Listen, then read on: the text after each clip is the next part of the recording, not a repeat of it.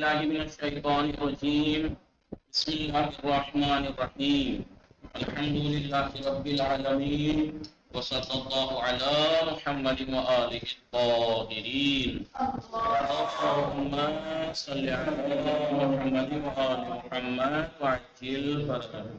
السلام علیکم ورحمۃ اللہ وبرکاتہ۔ وعلیکم السلام ورحمۃ اللہ۔ خیریت سے آپ سب لوگ ٹھیک ہیں؟ چلیے، ہماری گفتگو چل رہی تھی کتاب تفسیر موضوعی میں بات چل رہی تھی۔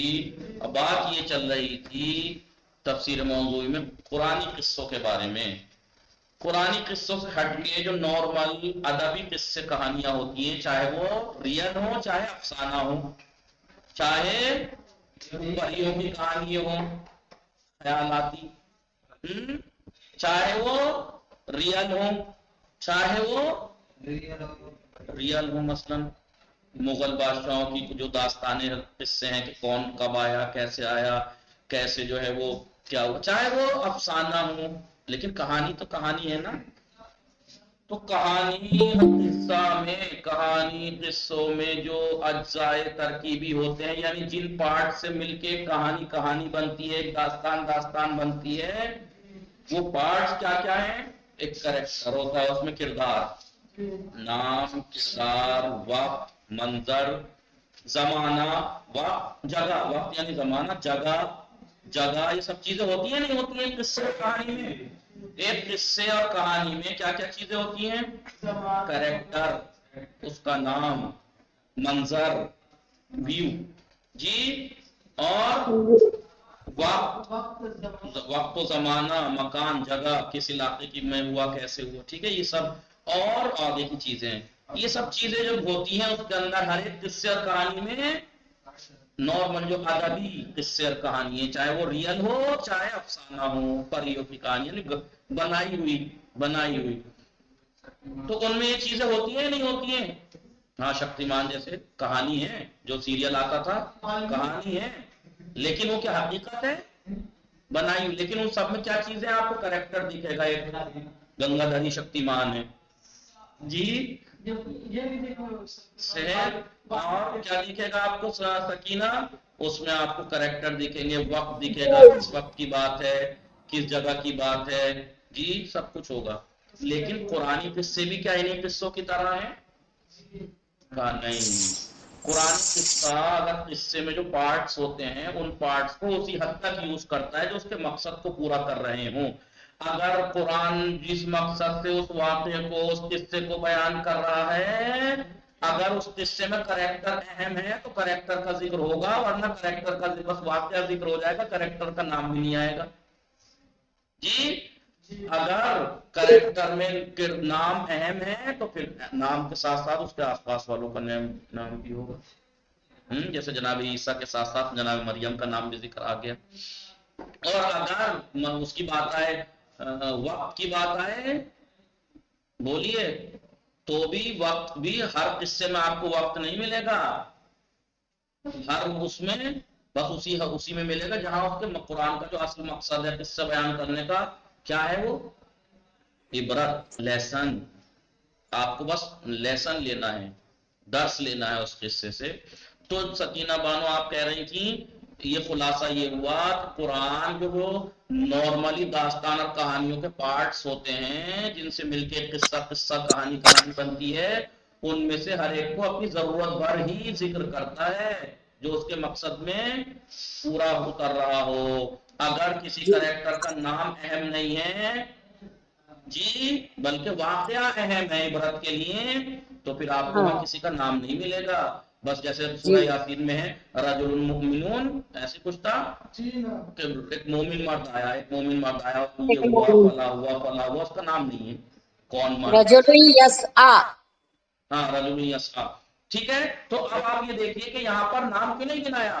کیونکہ نام اتنا اہم نہیں تھا۔ یا جیسے ہم قرآن کے قصے کو چھوڑیے، میں ویسے قصے کی بات کروں، کہانی کی، آپ نے سنا ہوگا کہ ایک راہب آیا، اس بے اولاد تھا، امام حسین علیہ السلام بچے تھے، رسول کے پاس آیا، نبی اللہ مجھے اولاد نہیں ہے، کہا تمہارے نصیب میں اولاد نہیں ہے، کہا تو امام حسین سے ہوا، سنا ہوگا کہ امام ہاں حسین کے وسیلے سے واسطے سے.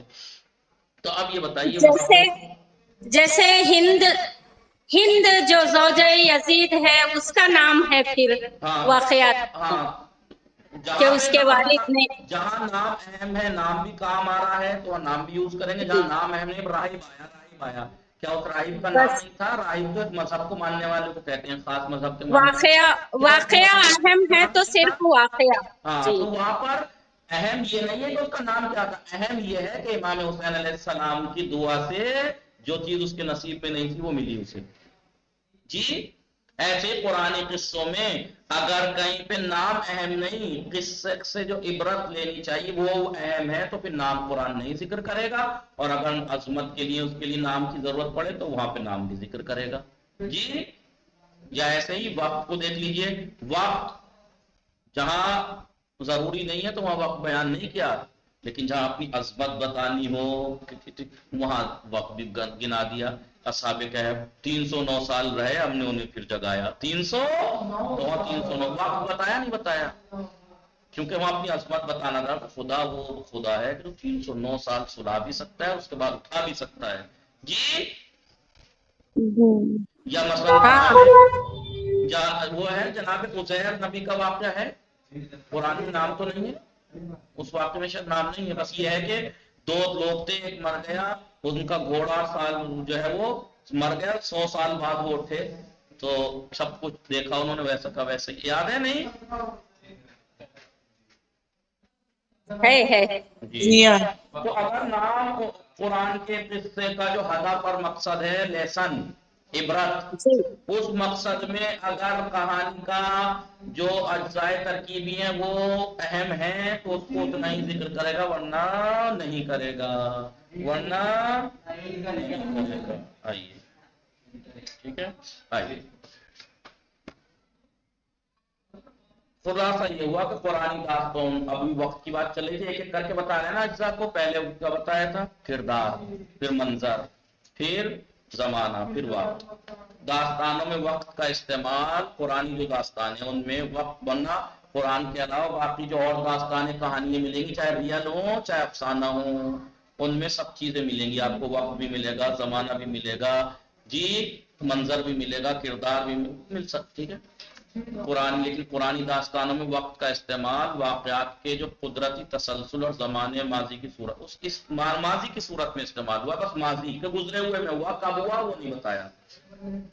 قرآن مجید میں فقط اس زمانے پر توجہ دی گئی ہے جو کسی تربیت کی پیغام اور ہدایت کا حامل. اگر ہدایت اور تربیت مل رہی ہے تو قرآن نے وقت بیان کیا ہے نہیں, ورنہ تو چلیے. قرآن مجید میں قصوں میں, قرآن کے قصوں میں جگہ کا ذکر, اب دیکھیے یہ وقت تھا, اب جگہ کا ذکر اسی وقت ہوا ہے جب وہ خاص مقدس اور احترام کی جگہ ہو, جیسے اسرا بعبدہ لیلا, سبحان اللہ اسرا, تو مسجد اقصی کا وہاں, یا اس سے عبرت کا سبب ہو تبھی اس کو ذکر کیا ہے, ورنہ بلا وجہ ان چیزوں کا استعمال نہیں کیا جب تک وہ ضرورت نہ ہو. سمجھ میں آیا؟ آج جو ہم پڑھنے والے ہوں 4واں سبق, بات اسی کی چل رہی ہے, اجزائے ترکیبی. اجزائے ترکیبی کی بات چل رہی ہے. کس چیز کی بات چل رہی ہے؟ اجزائے ترکیبی کی بات چل رہی ہے, کہ جو کہانی اور قصوں کے جو اجزائے ترکیبی ہوتے ہیں ان میں قرآن کے قصوں میں کس حد تک اس کا استعمال ہے. کئی چیزوں کا ذکر, کریکٹر کے بارے میں بتا دیا, منظر کے بارے میں, وقت کے, جگہ کے.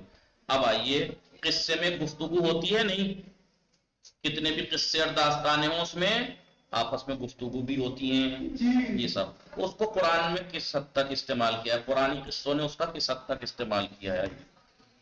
قصے کے کرداروں کی جو باہمی گفتگو ہے, جو ایک قصے میں کریکٹر ہیں ان میں آپس میں جو گفتگو ہے وہ قصے کو آگے بڑھاتی ہے اور اسے حیات بخشتی ہے, قصے کو ایک طرح سے لائیولی بناتی ہے, زندگی بخشتی. اس لیے زندہ لوگ ہی باتیں کرتے ہیں اور چلتے پھرتے ہیں. سمجھ میں آئے نہیں؟ گفتگو کا زیادہ سے زیادہ استعمال داستان کے ہر قصے کو اصلی اور واقعی انداز میں, جیسے ایسا لگتا ہے جیسے اصلی ہے, واقعی انداز میں انسان کے ذہن میں مجسم ہو جاتا ہے. اگر آپ گفتگو ہم کہیں کہ بھائی وہ وہاں ملے اور اس نے اس سے یہ کہا، پھر اس نے اس سے یہ کہا، آپس میں باتیں ہو رہے ہیں، ایسا لگتا ہے جیسے بالکل لائیو چل رہا ہے. جی بولیے.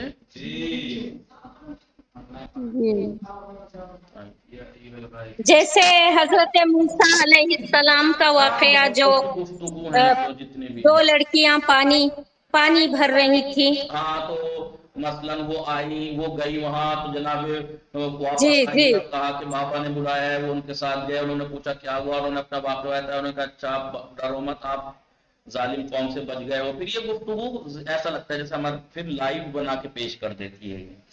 اور مخاطب ایسا احساس کرتا ہے کہ گویا وہ کردار ادا کرنے والوں کے سامنے کھڑا ہے. ابھی آپ کو میں اس قصے کو ایسے بیان کروں، ایسا لگے گا جیسے وہ دو لڑکیاں کھڑی ہوئی ہیں، شرم کیونکہ حیا ہے، لڑکی ہیں، لوگ پانی پلا رہے ہیں اپنے جانوروں کو، وہ اپنے جانوروں کے لیے پیڑ کے نیچے کھڑی ہیں. جناب موسیٰ وہاں آتے ہیں، دیکھتے ہیں کہ یہ شرم سے حیا کے مارے کھڑی ہیں کیونکہ لڑکیاں ہیں، یہاں سب مرد ہیں. انہیں احساس ہوتا ہے، وہ کہتے ہیں لاؤ میں آپ کے جانوروں کو میں پانی پلا دیتا ہوں. پانی پلاتے ہیں، وہ پانی پلا دیتے ہیں، وہ چلی جاتی ہیں لے کے اپنے جانوروں کو. پھر تھوڑی دیر بعد ان لڑکیوں میں سے ایک لڑکی آتی ہے، کہتی ہے کہ ہمارے بابا نے آپ کو بلایا ہے. جی اور ایسے نہیں، جب جا کے کہتی ہیں اپنے بابا کو یہ قصہ بیان کرتی ہیں کہ ایسا ایسا ہوا آج ایک مرد کو، تو ان میں سے ایک کہتی ہے کہ وہ مرد قوی ہے، یہی لفظ قوی شاید قرآن میں آیا ہے، وہ ہے اچھا ہے، اس کو آپ کام پہ رکھ لیں، مثلا ایسے کچھ. تو پھر جناب شعیب کی بیٹی ایک آتی ہے اور ان سے کہتی ہے بلایا. پھر یہ وہاں جاتے ہیں، پھر وہ ان سے بات ہوتی ہے کیا ہوا، ایسے ہوا ویسے ہوا. پھر اس میں سے وہ اپنی بیٹی کا ایک کا رشتہ دیتے ہیں، شادی کر دیتے ہیں. اور مہر کیا رکھتے ہیں؟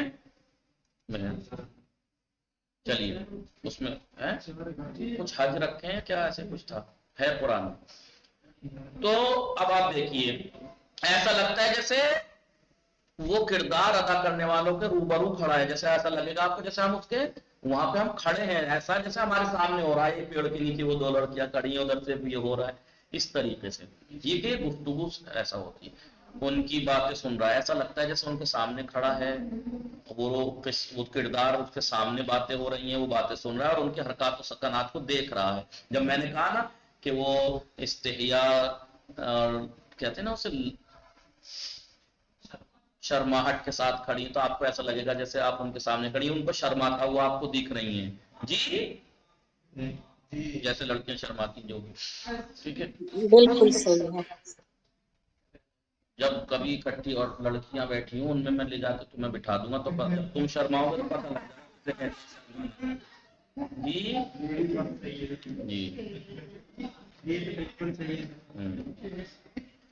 اسی وجہ سے کہا گیا ہے کہ گفتگو قصے کی روح ہے. گفتگو جو ہوتی ہے وہ قصے کی روح جان ڈالتی ہے گفتگو، اور اس کے بغیر گفتگو کے بغیر قصہ بے جان سا لگتا ہے، بے جان سا. جیسے میں نے آپ کو الگ کی کہانی ایک بتائی تھی الف لیلا کی. الف لیلا کی ایک شہرزاد تھی، ایک مہرزاد یا پری ایسی کچھ تھی، وہ بادشاہ تھا، اس کی بیوی نے خیانت کی تو وہ نفرت کرنے لگا تھا. وہ پوری ایک قرآن مجید میں بھی عنصر گفتگو سے ایک جیتی جاگتی اور بامانہ اور باہدف اور کارآمد روش کے طور پر بخوبی اس کا بخوبی استفادہ کیا ہے قرآن نے. کس کا؟ گفتگو کا. قرآن میں جتنے بھی قصے ہیں اس میں گفتگو کتنی ہے، ایسا لگتا ہے جیسے اگر اس کو قصے کو سنیں آپ تو آپ کے سامنے ہو رہا ہے. کبھی خداوند عالم اور فرشتوں کے درمیان گفتگو، پروردگار آتا ہے الو فیہا من یفسق فیہا و یسفک الدماء. پروردگار خدا نے کیا کہا؟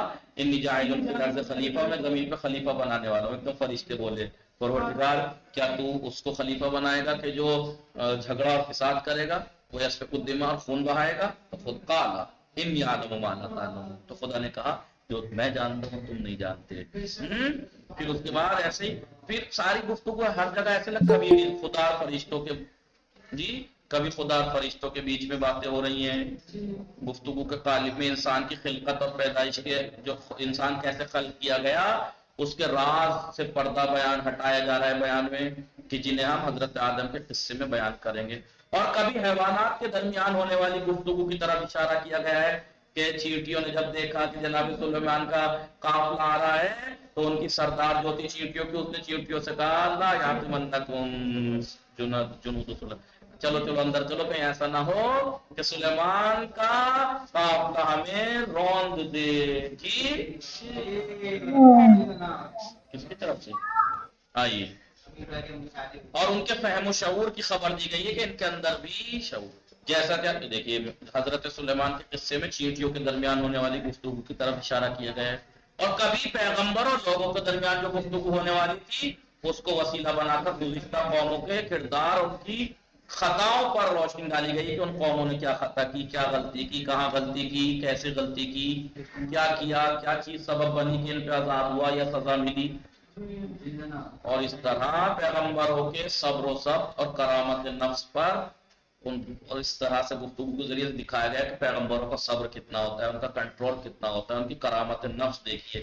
اور بعض افراد قوم کی پستی کردار اور کٹ حجتی، اڑیل پن، اکڑو پن، ہٹ دھرمی کے منظر کشی کی گئی ہے کہ لوگ کیسے ہوتے تھے. ٹھیک ہے، تو کبھی خداوند عالم سے پیغمبروں کی مناجات کو گفتگو کے پیرائے میں الہی احکام بیان کیے، اور اس کے وعد و وعید، اس نے جو خوشخبریاں دی ہیں خدا نے نیکوں کے لیے اور عذاب سے ڈرایا وعید کیا ہے اس کو بیان کیا گیا ہے، جس سے یہ بات ظاہر ہوتا ہے کہ ان تمام باتوں کا ہدف کیا ہے، انسانوں کی ہدایت اور انسان کا جو فکری اس کا علمی ترقی کے اسباب فراہم کیے جائیں کہ یہ علمی اعتبار سے بھی اور فکری اعتبار سے بھی ترقی کرے. لہذا جو کہانی اور داستانوں کا ایک اجزائے ترکیبی میں سے ایک ہے گفتگو، اس قصے اور داستان کے کریکٹرز کی آپس میں گفتگو، اس کا قرآن نے کس حد تک یوز کیا، باقاعدہ طریقے سے جی، تاکہ وہ قصہ ایسا لگے جیسے اس کے سامنے ہو رہا ہے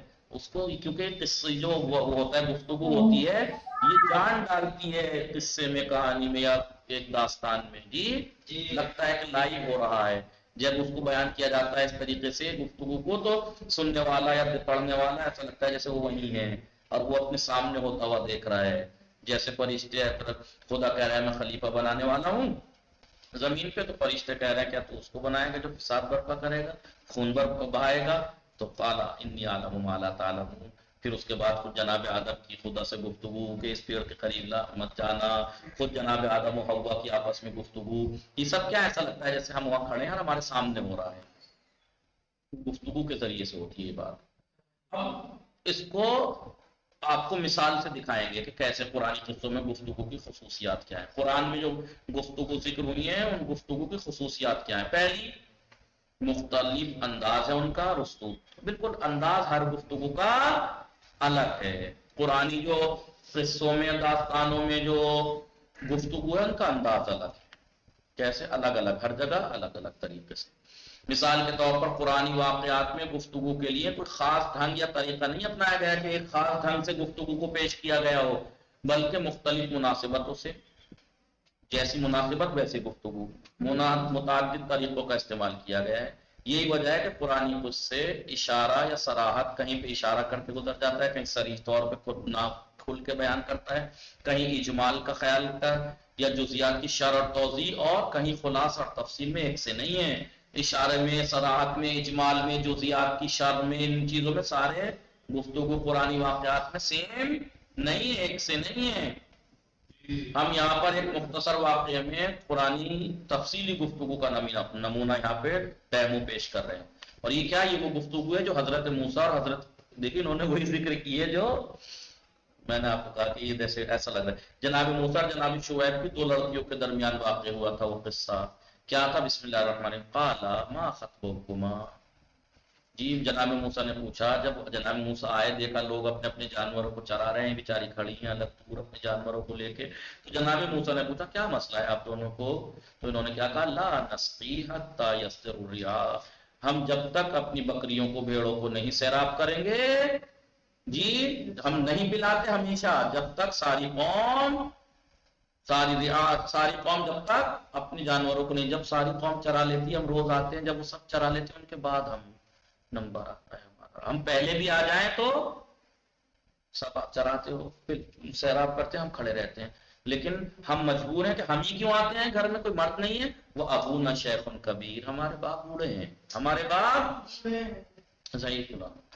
اب دیکھیے کیسے اس گفتگو میں قصے کا جو ماحول ہے وہ بخوبی نقشہ کھنچ گیا نہیں آپ کے ذہن میں کس طریقے سے دو لڑکیاں ہیں بیچاری، ان کے گھر میں کوئی مرد نہیں ہے، وہ مجبور ہے کہ اپنے جانوروں کو لڑکیاں چرانے یا پانی پلانے لائیں، لوگ مرد آتے ہیں سب جگہ سے، مرد لاتے ہیں اپنے جانوروں کو، مرد آتے ہیں وہ چرانے، وہ سیراب کرا رہے ہیں، بیچاری کھڑی ہیں، یہ بیچاری جب تک نہیں سیراب کرتی، جب تک یہ سب سیراب کر کے نہیں چلے جاتے جی بخوبی نقشہ کھینچا گیا ہے، اس میں ماحول کیسا تھا حضرت موسیٰ علیہ السلام کے سوال سے آپ کی ذمہ دارانہ حیثیت، اور اس آپ کا جناب موسیٰ کا سوال کرنا، ورنہ مرد تو وہاں بہت تھے، روز آتے تھے مرد کو پانی پلانے، لیکن کبھی کسی نے نہیں پوچھا، لیکن جناب موسیٰ نے پوچھ کے ظاہر کر دیا کہ یہ ذمہ دار مرد ہیں، انہیں معلوم ہے کہ یہ کوئی مجبوری میں اکیلے لڑکیاں ہیں یہاں آئی ہیں جو مرد کر رہے ہیں کام، اپنی ذمہ دارانہ حیثیت اور جوان مردی بھی واضح کر دیا آپ نے کہ غیرت مرد، اصل مرد وہی ہے جو سمجھے لوگوں کو، لڑکیوں کے جواب سے، اب لڑکیوں نے جواب جو دیا کہ ہم جب تک سیراب نہیں کریں گے تب تک یہ لوگ سیراب کر کے نہیں جاتے، ہم نہیں کرتے، تو اس سے ان کی غیرت کا پتہ لگتا ہے، کتنی شرم و حیا ہے ان لڑکیوں کے درمیان، کتنا وقار اور اطمینان طمانینت ہے، اور ان کا بھیڑوں کو پانی پلانے کی وجہ خوب نمایاں، کیوں لڑکیاں یہ پانی پلانے آتی ہیں؟ کیونکہ ان کے باپ بوڑھے ہیں۔ اس کے علاوہ مدین جو علاقہ تھا اس کے لوگوں کے لاؤبالی پن بھی پایا، اس سے پتہ یہ بھی لگ رہا ہے کہ کوئی بات نہیں ہے، بہت سے مرد پانی پلا رہے ہیں، کوئی بات نہیں، یہ بھی پلا لیتی، لیکن نہیں، اس سے پتہ لگ رہا ہے نہ پلانے سے کہ اس کا مطلب یہ لوگ اچھے لوگ نہیں ہیں، لاؤبالی قسم کے لوگ بھی ہیں، اس لیے نہیں جاتی وہاں، اور ان کی بے حسی کا بہترین اور فنکارانہ نقشہ یہاں پہ کھینچا گیا نہیں اتنے سی ایک واقعے میں جی بولیے جی، اب آپ کی گفتگو میں موقع اور محل کا لحاظ بھی کیا گیا ہے، وہ انشاءاللہ کل پڑھیں گے، ٹائم ہو گیا، وصلی اللہ علی محمد وآلہ الطاہرین، اللہم صل علی محمد محمد